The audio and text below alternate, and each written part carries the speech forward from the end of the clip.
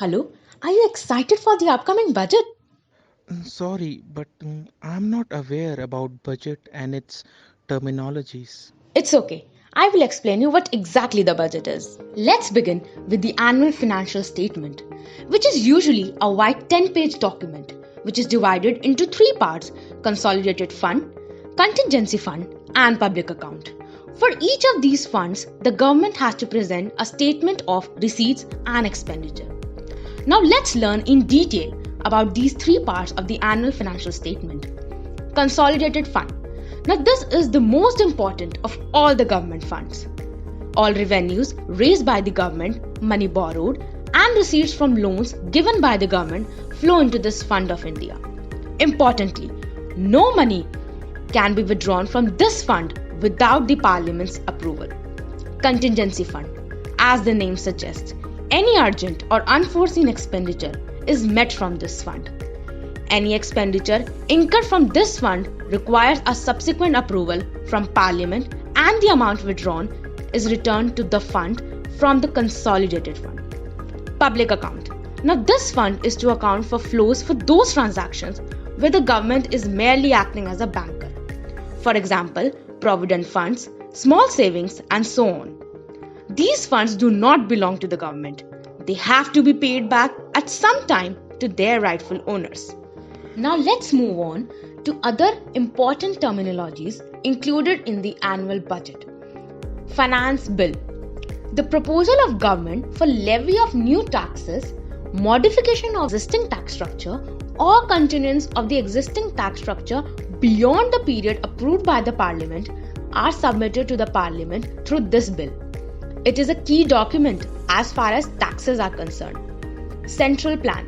Central plan or annual plans are essentially 5-year plans broken down into annual installments. Through these plans, the government achieves the objectives of 5-year plans. Subvention. Now, the term subvention finds a mention in almost every budget. It refers to a grant of money in aid or support, mostly by the government. For instance, the government sometimes asks institutions to provide loans to farmers at below market rates. The loss is usually made good through subventions. FRBM Act, enacted in 2003, Fiscal Responsibility and Budget Management Act required the elimination of revenue deficit by 2008-9. Hence, from 2008-9, the government will have to meet all its revenue expenditure from its revenue receipts. Any borrowing would only be to meet capital expenditure. The Act mandates a 3% limit on the fiscal deficit after 2008-9. Public debt. Public debt receipts and public debt dispersals are borrowings and repayments during the year respectively. The difference is the net accretion to the public debt. Securities against small savings. Now, the government meets a small part of its loan requirement by appropriating small savings collection by issuing securities to the fund. Market Stabilisation Scheme.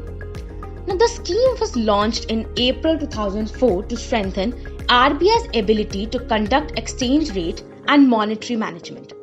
These securities are issued not to meet the government's expenditure but to provide RBI with a stock of securities with which it can intervene the market for managing liquidity.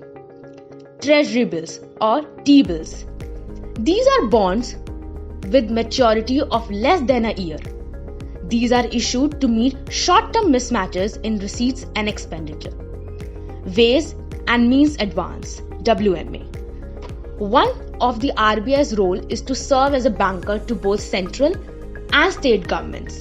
In this capacity, RBI provides temporary support to tide over mismatches in their receipts and payments in the form of ways and means advances.